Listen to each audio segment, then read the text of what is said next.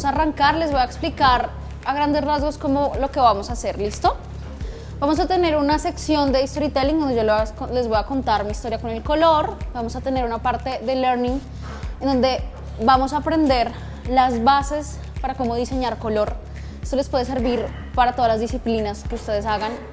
Mi intención con esto es, sí, terminarlo, aterrizar la pieza en un retrato fotográfico, pero acá algo que vamos a hacer es que nos vamos a desprender de todos esos imaginarios de en fotografía el color se trabaja así y en otra disciplina se trabaja así, porque esto es completamente experimental. En esta parte de learning vamos a ver unas bases muy específicas para componer color, pero si ustedes al final en el ejercicio se quieren deshacer de todo eso, no hay problema. A mí me interesa es que entendamos las bases y las reglas para después romperlas. Que más después vamos a seguir con una parte en donde ustedes tienen una fotografía con cada uno, bueno, de sus kits. Lo que vamos a hacer es intervenir esas fotografías con esos materiales que tenemos, pero tenemos una opción también para los que quieran tomarse fotos, un retrato muy similar a estos, digamos que un fondo plano, un retrato simple con otros materiales. Ya sea este o ya sea la foto que se tomen, la idea es que ustedes puedan tomarle foto a esa foto ya intervenida y esa será la foto que se va a exponer a las 7 de la noche. Digamos que por tiempos creo que nos toca correr un poquito, entonces les pido toda la concentración. Digamos que por las características del ejercicio nos toca estar aquí súper concentrados, es decir, los materiales no son tan sencillos, es complejo de manejar. Yo obviamente les voy a estar guiando, pero pues sí les recomiendo porfa que aunque estemos con un taller al lado, que también es muy chévere, pues nos concentremos para poder sacar esta obra antes de las 7 de la noche para que ustedes la puedan exponer también, ¿listo? No sé si ustedes conocen mi trabajo, pero pues les voy a contextualizar. Yo empecé a hacer esto hace 7 años, cuando tenía 17 años y había acabado de salir del colegio. No tenía ni ideas, yo solo quería un hobby, como aprender algo. Iba a estudiar ciencias sociales, obviamente después me salí de eso, pero digamos que durante un buen tiempo aprendí de manera autodidacta. A mí lo único que me interesaba era aprender técnicamente, pero justamente coincidió con un proceso personal en el cual yo me empecé a autorretratar, porque durante toda mi adolescencia, yo no tuve una adolescencia normal, digamos que durante toda mi adolescencia pertenecí a una religión un poco estricta, entonces toda la visión que yo tenía por lo menos de mi cuerpo y de mi identidad estaba mediada con la religión. Entonces la fotografía para mí ha sido completamente personal, ha sido una explosión y una oportunidad de liberarme, por eso van a ver que me relaciono con todos los elementos que atraviesan mi obra. Me relaciono de una manera muy apasionada y tengo ideas muy fuertes y muy fijas, pero es por eso. Es porque la fotografía para mí no ha sido como el trabajo cool para la pose, tener un trabajo súper cool y decir que soy fotógrafa, sino que ha sido un proceso completamente íntimo y personal que después de muchos años lo empecé a mostrar, pero en un principio no lo era así. Otra cosa interesante y clave, y lo van a ver reflejado en el taller, es que mi proceso fue los primeros 3-4 años completamente autodidacta. La mayoría de cosas las prefiero estudiar de manera autodidacta. Yo soy publicista de profesión, después empecé a estudiar publicidad, digamos que conectaron las dos disciplinas, fotografía y publicidad, la cual, aunque no creía en la academia me dio muchísimas cosas a nivel conceptual. Pero el hecho de aprender esto a un nivel autodidacta ha permitido que yo me salga de las etiquetas, porque no estoy ni con la onda de los fotógrafos, porque ya van a ver que muchas cosas no las aplico, no me interesa hablar técnicamente de muchas cosas, no me interesa realmente, pero que hablo cosas muy publicitarias también, obviamente, por la manera en la que me he formado. Estas fotos que ustedes ven acá son el resultado de unos 3-4 años de trabajo, más o menos. Es decir, pasaron 3-4 años para yo llegar a ese tipo de imágenes. Pero estas exploraciones que ustedes ven, bueno, no sé si se vea, pero son un reflejo de mis exploraciones personales. Y ahí es donde vamos a partir. Hoy vamos a hablar mucho del yo, es decir, de ustedes. A mí acá no me interesa hacerles un tutorial de 5 horas, de 4 horas, no va a pasar. Seguramente va a llegar un punto en el proceso que se van a perder porque no tiene mucho sentido lo que vamos a hacer. Y me encantaría que se perdieran y que de acá salieran con una crisis creativa para que después tengan las herramientas y tengan todo para afrontarla. Entonces, les sigo contando. Tenemos un punto de partida, que es el personal. Ustedes acá claramente ven un asunto de color, ¿no? Un diseño de color. Pero ¿cómo se llega a eso? Estos son algunos de los autorretratos que yo empecé a explorar en esos años. Primero una cosa súper tímida y después una cosa súper explosiva. Y a nivel de color, digamos que hoy no voy a ahondar tanto en mi discurso personal, pero a nivel de color lo que pasaba era que ya había una necesidad gigante de comunicar, es decir, no me interesaba la fotografía como la foto linda, el retrato lindo, lo aprendí a hacer y me aburrió al mes. Yo, de hecho, tuve una época muy importante en mi vida en la que yo pensé en dejar la fotografía a un lado porque en comunicación me llenaba más la publicidad, aunque suene muy loco. Pero después entendí que si esta era mi pasión, pues tenía que meterle todo lo que a mí me interesaba aprender o explorar. Y era justamente la comunicación. En todo mi proceso creativo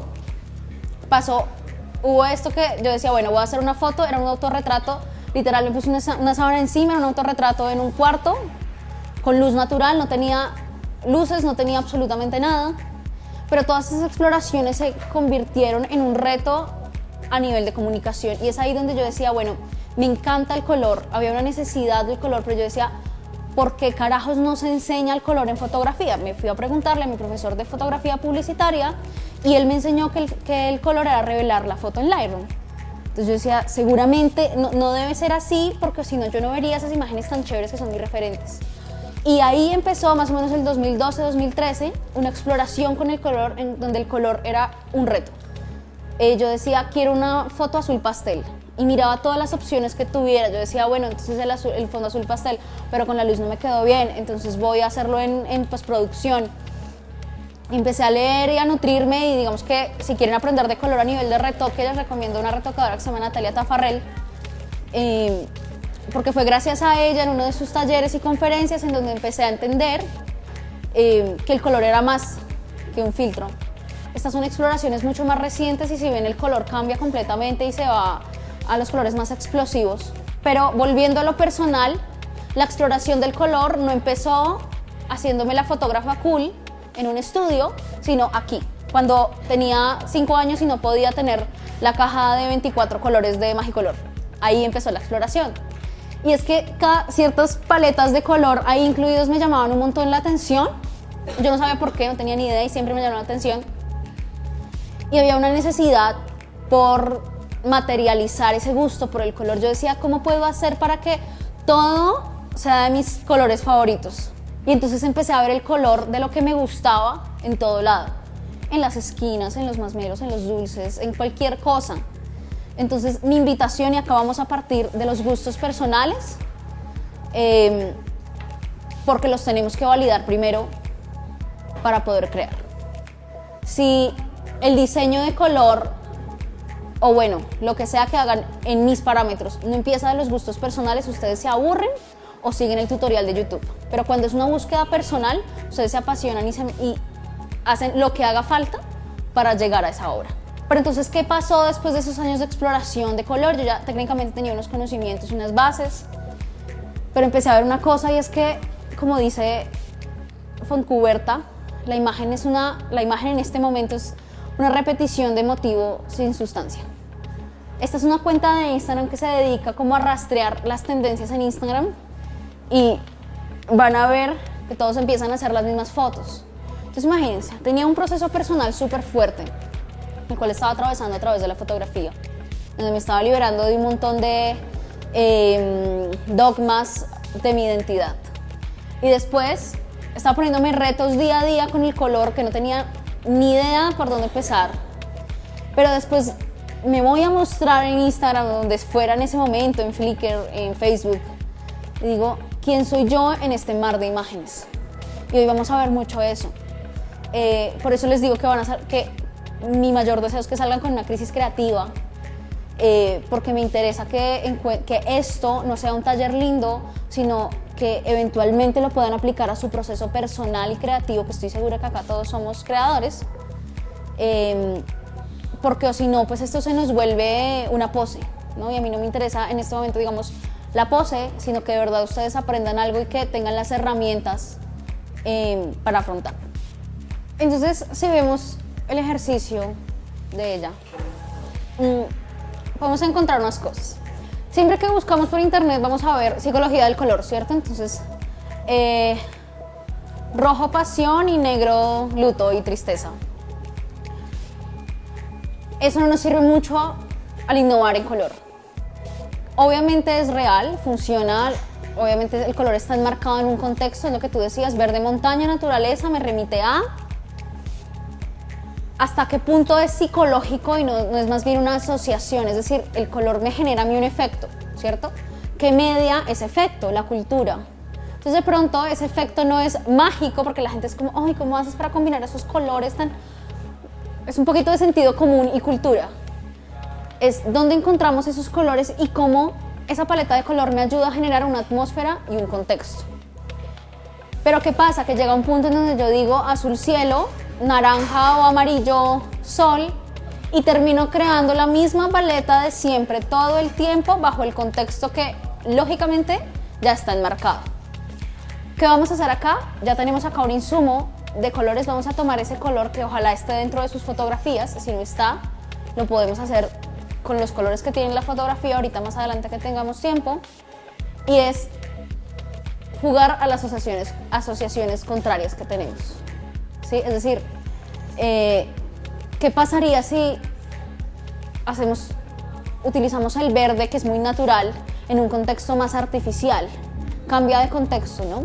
Ese vamos a hacer el ejercicio que vamos a ir haciendo conceptualmente. Pero hablemos del color como el símbolo. Eva Heller, que ha sido una de las personas que más han teorizado sobre el color, ella es psicóloga y ella es la que habla de psicología del color desde un punto de vista muchísimo más cultural.